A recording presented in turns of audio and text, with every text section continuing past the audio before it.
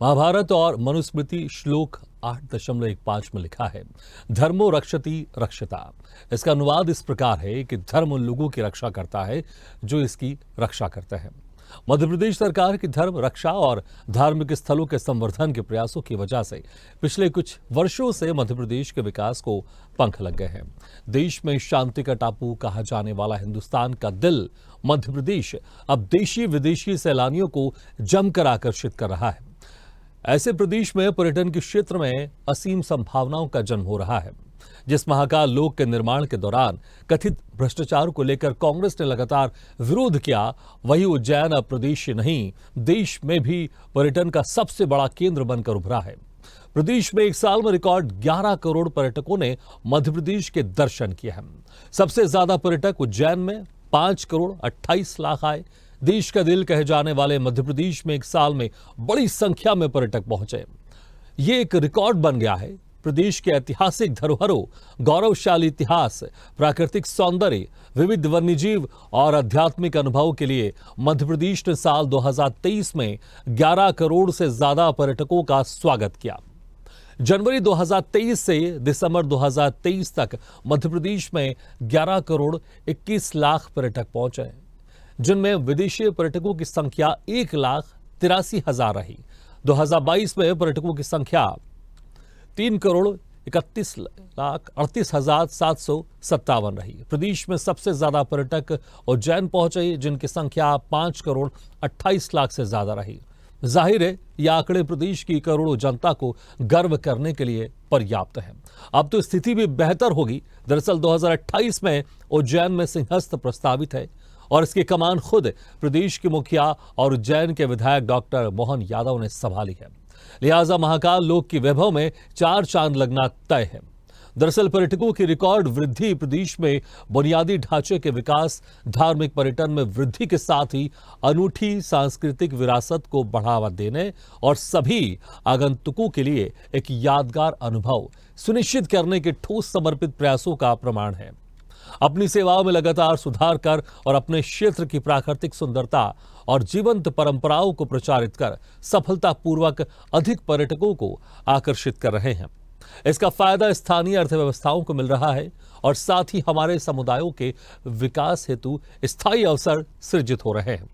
प्रदेश के सर्वश्रेष्ठ 10 स्थानों में से 5 धार्मिक स्थल उज्जैन, मैहर, चित्रकूट, ओमकारेश्वर और सलकनपुर हैं। कई लोग धार्मिक स्थलों पर जाकर मानसिक शांति और आध्यात्मिक ऊर्जा का अनुभव करते हैं। धार्मिक स्थलों का ऐतिहासिक और सांस्कृतिक महत्व भी पर्यटकों को आकर्षित कर रहा है। यह स्थल प्राचीन इतिहास, वास्तुकला और संस्कृति का अद्भुत मिश्रण होते हैं। उज्जैन में महाकाल लोक, ओमकारेश्वर में एकात्म धाम जैसी महत्वाकांक्षी परियोजनाओं ने भी प्रदेश में पर्यटकों की संख्या बढ़ाने में मदद की है। मध्य प्रदेश सरकार के सलकनपुर में देवी लोक, ओरछा में राजाराम लोक, छिंदवाड़ा में हनुमान लोक, चित्रकूट में श्री राम वनगमन पथ जैसी महत्वाकांक्षी परियोजनाएं पूर्ण होने के बाद निश्चित ही प्रदेश में पर्यटकों की संख्या में और वृद्धि होगी। चलिए इसी खास मुद्दे पर हम चर्चा शुरू करते हैं। जो मेहमान हमारे साथ मौजूद है मैं उनका आप लोगों से तारुफ कराता हूं। हमारे साथ हैं गुंजन चौकसी जी, मीडिया पैनलिस्ट बीजेपी से, कांग्रेस प्रवक्ता आनंद जैन कासलीवाल जी और स्वदेश न्यूज की सीनियर एडिटर मुक्ता पाठक जी। आप सभी मेहमानों को बहुत बहुत स्वागत है हमारे इस खास चर्चा में। सबसे पहले मुक्ता पाठक जी, देखिए पर्यटन की अगर बात करें, जितने पर्यटक प्रदेश में आएंगे, जितने पर्यटक देश में आएंगे, उतना ही देश का विकास होगा, उतना ही राज्य का विकास होगा, इसमें कोई शक नहीं है। लेकिन जिस धर्म को लेकर अक्सर राजनीति होती है, अगर वही धर्म हमारे राज्य में लोगों को एक अच्छी शिक्षा देने के साथ साथ अगर आय का साधन भी हो रहा है, तो मुझे लगता है इससे अच्छी बात नहीं हो सकती। सही कहना चाहूंगी, मध्य प्रदेश चार्ज लिया था कि वो स्पिरिचुअल टूरिज्म को बढ़ावा देंगे मध्य प्रदेश में। और देखिए आज जिस तरह से आपने आंकड़े पूरे बताए हैं, किस तरह से स्पिरिचुअल टूरिज्म के कारण मध्य प्रदेश में जो टूरिस्ट हैं उनके फुटफॉल जो है वो बढ़े हैं, किस तरह से जो इकोनॉमी है उसको बूस्ट मिला है, लोगों को रोजगार मिला है। तो ये बात डॉक्टर मोहन यादव ने अपने पहले ही वक्तव्य में कहा था कि वो मध्य प्रदेश को एक स्पिरिचुअल डेस्टिनेशन के रूप में डेवलप करवाना चाह रहे हैं, करना चाह रहे हैं आने वाले समय में। और देखिए आज जिस तरह से वो आंकड़े आ रहे हैं वो यही बात बता रहे हैं कि किस तरह से स्पिरिचुअल टूरिज्म को लेकर मध्य प्रदेश जो है उस बात पे वो अग्रसर हो रहा है। जी बिल्कुल, इसमें कोई शक नहीं। आनंद जी, देखिए, जिस तरह से आप लोग अक्सर आरोप लगाते हैं कि बीजेपी धर्म की राजनीति करती है, लेकिन यहां पर देखें आप, सिर्फ बीजेपी धर्म की जो राजनीति को लेकर आप आरोप लगाते हैं, मुझे लगता है इस पर एक डिबेट का विषय हो सकता है, लेकिन यहां पर बीजेपी की सरकार मध्य प्रदेश में जिस तरह से स्पिरिचुअल टूरिज्म को प्रदेश के विकास के लिए भी यहां पर उपयोग कर रही है, मुझे लगता है इससे एक बेहतर एग्जाम्पल नहीं हो सकता है, क्योंकि धर्म के जरिए हम लोगों को अच्छी शिक्षा तो दे ही सकते हैं, उनको उनके संस्कृति से जोड़ सकते हैं, उनको इतिहास से जोड़ सकते हैं, उनको एक बेहतर शिक्षा दे सकते हैं, लेकिन उसका यहां पर उपयोग प्रदेश के विकास के लिए भी हो रहा है। 11 करोड़ से ज्यादा पर्यटक यहां पर मध्य प्रदेश में पहुंचे पिछले 1 सालों में, और मध्य प्रदेश की जनसंख्या तकरीबन 9 करोड़ के आसपास है। आनंद जी, धार्मिक स्थानों को लेके नहीं है हमारा विरोध, जिस धार्मिक आस्थाओं का उपयोग भारतीय जनता पार्टी करती है और उसका जो फायदा लेने की कोशिश करती है, उसका विरोध है। देखिए, अगर आज उज्जैन में महाकाल लोक बना है, इसकी नींव, इसकी सृजनता ये आदरणीय कमलनाथ जी ने ही रखी थी, और जिसको मूर्त स्वरूप भारतीय जनता पार्टी ने दिया। तो ये चिंतन अगर आप राजनीतिक तौर पे देखें तो ये कमलनाथ जी का ही चिंतन था कि महाकाल लोक बनने के बाद जो उन्होंने एक प्रोजेक्ट तैयार किया था, उसके बाद ही यहाँ टूरिज्म बढ़ा है। तो ये कर रही है सिर्फ भारतीय जनता पार्टी, धार्मिक आधार पे करना चाहती है, तो ये पूर्णतः गलत है। धार्मिक सिटी में लोग श्रद्धा से आते हैं, विश्वास से आते हैं, और आज से नहीं, सालों से लोग आ रहे हैं। तो यहाँ आना अच्छी बात है, पर इसकी जो नींव रखी गई है वो आनंद जी, लेकिन सुविधाएं देना, रखी गई है, धार्मिक स्थल तक पहुंचाने का एक जरिया वहां पर करना, सुविधाएं देना, अच्छी रोड बनाना, अच्छे होटल्स का वहां पर निर्माण होना, वहां पर अच्छी सेवाएं उपलब्ध होना, एक उनको जानकारी प्रॉपर मिलना, ये सब तो सरकार की जिम्मेदारी होती है, और सरकार इसको बेहतर कर रही है, तभी तो इसका यहाँ पर लाभ पर्यटकों को भी मिल रहा है। नहीं, आपको बता दूं, या तो आप उज्जैन एक बार होके आइए तो आपको स्थिति मालूम पड़ेगी। पिछले 1 महीने में मैं 2 बार उज्जैन होके आया हूँ। वहां की जो स्थिति है, जो मीडिया द्वारा प्रचारित किया जाता है, जो मध्य प्रदेश सरकार द्वारा प्रचारित किया जाता है, उसके बिल्कुल विपरीत है। वहां न तो सुविधाएं आने जाने वालों के लिए, न होटलें हैं, न व्यवस्था है, न पानी की व्यवस्था है, न सुगम सुविधा है। ये लोगों की आध्यात्मिक शक्ति है या लोगों की आस्था है, वो इन सब चीजों को दरकिनार करते हुए भी भगवान के दर्शन करने आते हैं, ये एक अलग विषय है। पर सुविधाओं के नाम पे अगर आप जाएं तो उज्जैन शहर की जो हालत है वो बहुत बद से बदतर है। आप जाके देखिए, महाकाल लोक के आसपास की भी जो व्यवस्था है, महाकाल लोक हो या मंदिर के आसपास की भी जो व्यवस्था है, वो बहुत अच्छी नहीं है। ये जितना प्रचारित कर रहे हैं ये सब झूठ है। लोग अपनी श्रद्धा और विश्वास से आ रहे हैं, इसलिए ये इसका श्रेय बीजेपी ने किया है, मध्य प्रदेश सरकार ने किया है। तो आप वस्तु स्थिति में आप किसी को भेजिए और देखिए, ठीक है, तो आपको समझ में आएगा कि क्या है। गंभीर आरोप लग रहे हैं आपकी सरकार के ऊपर। दूसरा ये शुद्धता की बात करते हैं, आध्यात्मिक सिटी की बात करते हैं, अभी 150 या 1500 करोड़ का प्रोजेक्ट की बात चल रही है सिंहस्थ के लिए। तो ये जो भगवान का जो आचमन का जल है, जिससे भगवान का अभिषेक होता है, करोड़ों श्रद्धालु आके इसमें शिप्रा में स्नान करते हैं, उसका शुद्धिकरण तो अभी तक ये लोग कर नहीं पाए। तो आपने धर्म को व्यवसाय बना लिया है, आपने धर्म को कमाने का जरिया बना लिया, उसकी सुविधाएं उपलब्ध नहीं कराई है। ठीक है गुंजन जी, गंभीर आरोप लग रहे हैं आपके ऊपर कि भले वो, ठीक है आनंद जी, मैं आप ही का सवाल ले लेता हूँ। ठीक है, ठीक है, का विषय है उसको, ठीक है, मैं सवाल ले लेता हूँ। गुंजन जी देखिए, स्वागत तो कर रहे हैं आनंद जी कि ठीक है यहाँ पर संख्या लगातार बढ़ रही है, लेकिन वो ये भी कह रहे हैं कि इसमें सरकार का कोई लेना देना नहीं, ये भक्तों की आस्था है कि वो अपनी इस आस्था के जरिए यहाँ पर पहुंच रहे हैं, इसलिए जहां पर्यटकों की संख्या लगातार बढ़ती जा रही है। बाकी सुविधाओं को लेकर तो वो सीधा आरोप लगा रहे हैं सरकार की तरफ से कोई सुविधाएं नहीं है, बेहतर स्थिति में नहीं है वहां पर, जो पर्यटन स्थलों के आसपास या वहां पर भी जो सुविधा होनी चाहिए वो नहीं है। भागीरथ जी, ये किस तरीके की स्वीकारना इसे कहते हैं? इसे विरोध कहते हैं। चाहे उज्जैन में हो देख ले, चाहे हम अयोध्या में देख ले, अगर हम पूरे देश के जितने भी अभी उज्जैन की बात कीजिए आप, हमेशा ही विरोध प्रदर्शन किया है। अगर आप धार में अभी जिस तरह फिर से इन्होंने अपना विरोध दिखाने की कोशिश की है, ये दर्शा रहा है कि कांग्रेस हमेशा से हिंदू विरोधी पार्टी है। कांग्रेस हमेशा से तुष्टीकरण की राजनीति करने के लिए, एक विशेष समुदाय के वोट बैंक को हासिल करने के लिए सनातन को कभी डेंगू मलेरिया कहने वाली पार्टी है। आज उज्जैन में जब एक रिलीजियस सिटी का एक नया प्रपोजल लेकर भारतीय जनता पार्टी की जब सरकार आई तो उसका विरोध भी सबसे पहले कांग्रेस ने किया। आज महालोक का जो उज्जैन में निर्माण हुआ था उसका विरोध कांग्रेस ने किया। एक तरफ ये कहते हैं कमलनाथ जी की देन है, लेकिन आज जब ये बनकर सामने खड़ा हुआ है तो इसका विरोध करते हैं कांग्रेस के लोग नजर आते हैं। अयोध्या के राम मंदिर में जिस तरीके का आज इन्होंने विरोध किया है और क्या कहते नजर आएंगे कि हमारी सरकार आएगी तो हम पहले उसकी शुद्धि करेंगे। ये इनका सनातन प्रेम है। ये हमेशा से सनातन विरोधी पार्टी रही है, हिंदू विरोधी पार्टी रही है। देखिए, जहां तक रही बात रिलीजियस सिटी के डेवलपमेंट की, तो मध्य प्रदेश में भारतीय जनता पार्टी की सरकार ने पिछले 20 वर्षों में मध्य प्रदेश की पूरी कायाकल्प पलट के रखी है। 2003 के पहले का एक मध्य प्रदेश था जहां पर किसी ने भी मंदिरों के निर्माण पर काम नहीं किया है। आज इन्हें कितने वर्ष तक राज किया है। दिग्विजय सिंह जी ने बंटाढार करके रखा था मध्य प्रदेश का 2003 के पहले।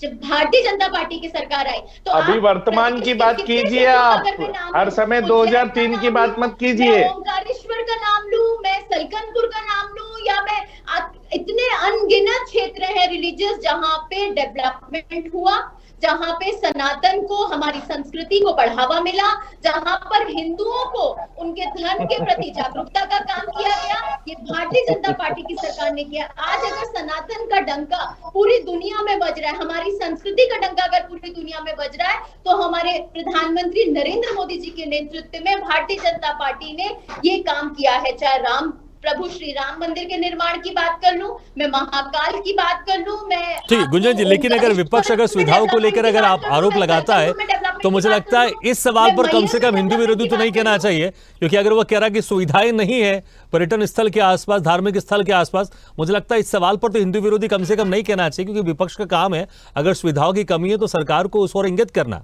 देखिए भागीरथ जी, डेवलपमेंट की जहां तक बात है, सुधार की जहां तक बात है, अभी भी काम चल रहा है। वहां की जनता को आप देखें, जिस तरह लाखों पर्यटन उज्जैन में आ रहे हैं, पूरी देश से नहीं बल्कि पूरी दुनिया से वहां पे जिस तरह श्रद्धालुओं की भीड़ उमड़ रही है, ये दिखा रहा है कि वहां पर डेवलपमेंट भी हुआ है, वहां पर विकास के कार्य भी हुए हैं, वहां पे एम्प्लॉयमेंट जनरेशन के भी कार्य हुए हैं।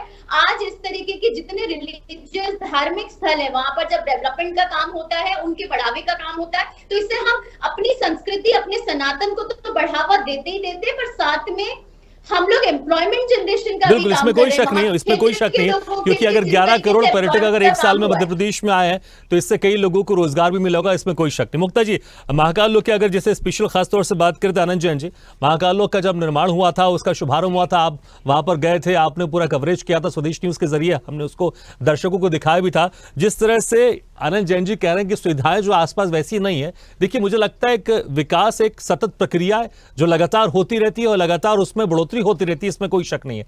लेकिन यह भी जरूर अगर आंकड़ों के हिसाब से देखिए 11 करोड़ से ज्यादा पर्यटक आए हैं तो धार्मिक पर्यटन स्थलों में विकास हुआ है, इसमें तो कोई शक नहीं है, तभी तो पर्यटक ज्यादा आकर्षित हो रहे हैं। जैसा मैंने कहा था, डॉक्टर मोहन यादव ने पहले ही कहा था, स्पिरिचुअल डेस्टिनेशन के रूप में मध्य प्रदेश को डेवलप करना है। इतने तादाद में टूरिस्ट आ रहे हैं और देखिए उज्जैन में ये कहना कि सुविधा है कि नहीं है, देखिए वहां पे फुटफॉल्स बहुत बड़े हैं, लगातार टूरिस्ट वहां आ रहे हैं, केवल इंडिया से ही नहीं बल्कि इंटरनेशनल टूरिस्ट आ रहे हैं। जब से महाकाल लोक का डेवलपमेंट हुआ है, उद्घाटन हुआ है, प्रधानमंत्री नरेंद्र मोदी ने किया, तब से जो इंटरेस्ट एक उज्जैन में और महाकाल मंदिर में आया उसको हम डिनाई नहीं कर सकते। और जो कांग्रेस का आरोप है कि सुविधाएं नहीं है, तो देखिए जहां भी भीड़ होती है वहां पे सुविधाएं है कि नहीं है उस पर हर वक्त एक क्वेश्चन मार्क लग जाता है, क्योंकि इतनी तादाद में भीड़ है तो उसको कंट्रोल करना पड़ता है, बहुत सारी सिस्टम्स रहते हैं, बहुत सारी चीजें रहती है। तो ये कुछ लोगों को लगता होगा कि सुविधाएं बहुत अच्छी है, कुछ लोगों को लगता होगा कि सुविधाएं अच्छी नहीं है, लेकिन ये चीज को डिनाई, ये फैक्ट को बिल्कुल डिनाई नहीं किया जा सकता कि महाकाल लोक के लोकार्पण के बाद से ही टूरिस्ट वहां पे आने लगे। देखिए उसका क्या है, उसका असर ये है कि वहां पे रोजगार बढ़ा है, उसका असर ये है कि एम्प्लॉयमेंट वहां पे जनरेट हुआ है, जिस तरह से वहां पे टूरिस्ट आ रहे हैं, वहां पे जिस तादाद में होटल है। कुछ साल पहले जब हम लोग उज्जैन जाते थे तो इतने वहां पे इतने सुविधा वाले होटल्स नहीं होते थे जब जो आज की तारीख में उज्जैन में है। तो डेवलपमेंट तो है, रोजगार तो है। ठीक है, देखिए आनंद जैन जी, देखिए जिस तरह से आप लोग लगातार आरोप लगाते रहते हैं सुविधाओं को लेकर। मुझे लगता है स्वागत योग्य है, विपक्ष का बिल्कुल एक काम रहता है कि सरकार की जो भी योजनाएं काम है उस पर ध्यान रखना। बिल्कुल मैं स्वागत करूंगा आपका अगर आप कह रहे हैं कहीं पर सुविधाएं नहीं है, लेकिन दूसरी तरफ ये भी तो आपको स्वीकार करना पड़ेगा ना कि अगर वहां पर विकास हो रहा है और उस विकास के कारण अगर वहां पर पर्यटकों की संख्या बढ़ती जा रही, क्योंकि इसको पहले से अगर आप कंपेयर करें, महाकाल लोक का निर्माण हुआ है, उसमें ठीक है कमी हो सकती है, उसमें कुछ कमी हो सकती है, उसमें कुछ सुविधाओं की कमी हो सकती है, लेकिन अगर निर्माण हो रहा है तो उससे कुछ फायदा तो हो रहा है। अगर 11 करोड़ लोग आ रहे हैं तो उससे कहीं ना कहीं रोजगार भी मिल रहा है, आना जाना के लेकर, रुकने को लेकर, परिवहन में, वहां जो लोग रुकेंगे उसके हिसाब से वहां पर उनको होटल की आवश्यकता होगी। तो ये सारी चीजें कहीं ना कहीं एक दूसरे से जुड़ी हुई है। विकास तो हो रहा है प्रदेश का, रोजगार को लेकर आपका बड़ा मुद्दा है लोकसभा चुनाव में, तो इन चीजों को सीधी तौर से आप देखेंगे तो जो भी आपके बड़े बड़े मुद्दे हैं ये सब उसको टारगेट करते हैं और कहीं ना कहीं बीजेपी के पास कहने के लिए रहता है अगर पर्यटक आ रहे हैं तो सब चीजों में वृद्धि हो रही है। बेरोजगारी की जो बात कर रहे हैं आप, रोजगार भी यहां पर लोगों को मिल रहा है, सुविधाएं भी यहां पर बढ़ रही हैं। तो अगर आप लोग आरोप लगा रहे हैं तो अच्छी चीज उसके स्वागत भी तो करना चाहिए आप लोग को। नहीं, बिल्कुल। हमने क्या कहा आपको, महाकाल लोक की जो ओरिजिनल सृजनता थी वो कमलनाथ जी लेके आए, मतलब हमारा सोच तो था, पहली बात। दूसरी बात, अगर आप इसको कमर्शियल नहीं करना चाहते हैं तो आपने 250 रुपए का टिकट महाकाल लोक के दर्शन के लिए क्यों रखा, भगवान के मंदिर के दर्शन के लिए क्यों रखा? इसका मतलब आप उसको धार्मिक आस्था के साथ कमर्शलाइजेशन यूज कर रहे हैं। ये है या नहीं है? आप शिप्रा के जल को आज तक शुद्धिकरण नहीं कर पाए, जो उसकी आत्मा है, जो उज्जैन की चेतना है, जिससे भगवान का अभिषेक होता है, हजारों लाखों करोड़ों श्रद्धालु उसमें स्नान करते हैं। आज भी उस शिप्रा की स्थिति देखिए, उस जगह आप कहाँ है? पर्यटन जो भी बड़ा है वो लोगों की आस्था का विषय है, धार्मिक विषय है। इसमें प्रदेश का, भारतीय जनता पार्टी का कोई रोल नहीं है। ये सिर्फ धार्मिक आस्थाओं को भुनाते हैं और उसका कमर्शलाइजेशन करते हैं, और उसका जो कमर्शलाइजेशन करते हैं उसका 20% पार्ट भी उस क्षेत्र में खर्च नहीं होता है। ये मेरा आरोप है। हम धार्मिक आस्थाओं के खिलाफ नहीं है, हम डेवलपमेंट के खिलाफ नहीं है, पर आप वस्तु स्थिति वहां जाके देखिए कि लोगों की क्या हालत है। ठीक है, समय कम है, लेकिन बहुत इंपॉर्टेंट सवाल उठाया आपने। वो कह रहे हैं कि कमर्शलाइज कर रहे हैं आप लोग इसको, श्रद्धालुओं से आप लोग टिकट ले रहे हैं जो कि नहीं लेना चाहिए। उनका कोई धार्मिक स्थल को लेकर विरोध नहीं है, वहां पर जिस तरह की सुविधाएं उसको लेकर वो आरोप लगा रहे हैं। ठीक है, समय कम है, मैं जवाब ले लेता हूं। गुंजन जी जवाब। आप फ्री क्यों नहीं करते? ठीक है, और सिंगस्त को लेकर भी जो कह रहे हैं उस पर भी आप जवाब दे सकते हैं। पेशेंस से सुना है, अब आप मेरे बारे में बीच में बिल्कुल आप ना बोलें। पहले तो मैं आनंद जी से एक सवाल भी पूछना चाहूंगी कि आनंद जी, आप शायद महाकाल दर्शन कब गए थे पिछली बार? क्योंकि मैं महसूस करती हूँ कि आज जिस विषय पे हम बात कर रहे हैं, मैं कल रात ही महाकाल प्रभु के दर्शन करके आई हूँ, और ये मैं आपको बताती हूँ, कल रात 9:30 बजे जब हमने दर्शन किए हैं तब भी वहां हजारों की तादाद में जनता वहां पे मौजूद थी, और सिर्फ मध्य प्रदेश के क्षेत्र की जनता नहीं थी, वहां अधिकतर जनता देखने को मिली। तो साउथ की जनता का वहां बहुत ज्यादा तादाद में जनता वहां पर आई थी, बसें भराकर वहां पे जनता थी। रात 9:30-10 के बीच में भी नहीं, वो आस्था की बात करी नहीं, वो कह रहे हैं कि सरकार कमर्शलाइज कर रही है, आप लोग टिकट लगा रहे हैं, आप लोग टिकट लगा रहे हैं, सिंगस्त को लेकर कह रहे हैं कि अभी तक वहां पर जो नदी है वो साफ नहीं हुई है। तो जनता क्या वहाँ पानी मिला आपको पीने को? रखा गया है। क्या पानी पीने का मिला आपको वहाँ? की बात कर रहे हैं, बहुत आपको पानी पीने का मिला वहाँ लाइनों में? आपको लाइनों में पानी की सुविधा थी? जी, धूप में लोग खड़े थे। नहीं, मैं हाँ, तो आप सुनिए ना, आप सुनिए आपका जवाब। जो चंदा आ रहा है, आप ये सब्जेक्ट में डाइवर्ट कीजिए, सब्जेक्ट में। अरे आप हटा देते 10 साल में आपकी सरकार थी तो। कितना प्रतिशत आप क्यों नहीं हटा रहे? आपकी 10 साल से सरकार है, 25 साल से सरकार है, आपने क्या किया? क्यों नहीं करते किसी और समुदाय के? नहीं, आप ये देखिए, सब्जेक्ट को डाइवर्ट कर रहे हैं, आप सब्जेक्ट डाइवर्ट कर रहे हैं। प्रश्न ये कि वहां लाइन में ठीक है, चलिए मेरा समय समाप्त हो गया। गुंजन जी बहुत बहुत शुक्रिया, और आनंद जी शुक्रिया, बहुत बहुत शुक्रिया आपका। मुक्ता जी देखिए, मुझे लगता है बहुत अच्छी बात है अगर कुछ बेहतर होने के लिए अगर आपस में डिबेट हो रही है और दोनों प्रमुख पार्टी आपस में अगर विरोधाभास है, मुझे लगता है बहुत अच्छी बात है, क्योंकि मुझे लगता है दोनों ही प्रमुख पार्टियों का उद्देश्य है कि धार्मिक स्थलों का विकास होना चाहिए और ज्यादा से ज्यादा लोग यहाँ पर संख्या में आने चाहिए। लेकिन विकास हो रहा है, इसमें कोई शक नहीं, कमी है, सरकार को भी स्वागत करना चाहिए, विपक्षी पार्टियों को भी स्वागत करना चाहिए, दोनों को एक दूसरे की अच्छी चीजों का स्वागत करना चाहिए। तो मुझे लगता है और ज्यादा बेहतर मध्य प्रदेश विकास की ओर आगे बढ़ेगा। बिल्कुल सही कहा भागीरथ जी आपने। देखिए कांग्रेस भी जो है वो कह रहे हैं लगातार कि ठीक है ये धार्मिक स्थलों का विकास होना चाहिए, वो कमियां गिना रहे हैं, बार बार वो कमियों को गिना रहे हैं और ये कह रहे हैं कि धर्म को राजनीति से ना जोड़े। उनका जो आशय है वो यही है कि धर्म को राजनीति से ना जोड़ा जाए और जिस तरह से धार्मिक स्थलों का जो विकास हो रहा है वो एक सराहनीय कदम है। जैसा मैं बार बार कह रही हूँ कि डॉक्टर मोहन यादव ने कहा था, मुख्यमंत्री बनते ही उन्होंने कहा था कि मध्य प्रदेश को एक टूरिस्ट डेस्टिनेशन के रूप में उसको अलग ही प्लेस करना है। तो देखिए अगर इस तरह के आंकड़े जो आपने अभी बताए, जिस तरह के टूरिस्ट के फुटफॉल है मध्य प्रदेश में, उसमें ये काफी अच्छा कह सकते हैं कि उस और एक अच्छा कदम है। बिल्कुल, और मुझे लगता है कि सिंहस्थ 2028 में जो होने वाला है प्रदेश में, ये इसमें और चांद चांद लगाएगा और इस विकास में और कहीं ना कहीं बहुत बड़ा सहयोग प्रदान करेगा। बहुत बहुत शुक्रिया मुक्ता जी आपका भी। गुंजन जी शुक्रिया आपके, एक बार फिर से आनंद जी आपका बहुत बहुत शुक्रिया हमारे इस खास चर्चा में शामिल होने के लिए। तो जिस तरह से यहाँ पर धार्मिक पर्यटन को लेकर लगातार यहाँ पर सरकार बहुत ही सीरियस काम कर रही है और इसका असर भी दिखाई दे रहा है। इसलिए पिछले 1 सालों में 11 करोड़ से अधिक यहाँ पर पर्यटन देश विदेश से आए हैं और यहाँ पर उन्होंने दर्शन किए हैं और कहीं ना कहीं जो प्रदेश के जो विकास है उसमें बहुत बड़ा एक योगदान देखने को मिल रहा है। 2028 को सिंहस्थ थे, उसमें जो भी कमियां हैं सरकार को दूर करना चाहिए। विपक्ष अगर कुछ इंगित कर रही है कमियों की ओर, सरकार को बड़ा दिल रखकर उन कमियों को दूर करना चाहिए। विपक्ष की जो आलोचना है उसका स्वागत करना चाहिए। विपक्ष को भी देखना चाहिए अगर कहीं कुछ बेहतर विकास हो रहा है तो उसका भी स्वागत करें, क्योंकि सभी का एक उद्देश्य होना चाहिए। क्योंकि अगर हम धर्म की जब बात करते हैं तो धर्म सिर्फ किसी एक पार्टी का नहीं होता, धर्म सबके लिए होता है, भगवान सभी के होते हैं और विकास उसका जो प्रभाव पड़ेगा सभी को पड़ेगा। इसलिए सभी को मिलकर इस विकास की गति में और योगदान देना चाहिए। इसी के साथ हमारी खास पेशकश में फिलहाल इतना ही, लेकिन खबरों का सिलसिला लगातार जारी है। आप देखते रहिए स्वदेश न्यूज, सबसे पहले देश।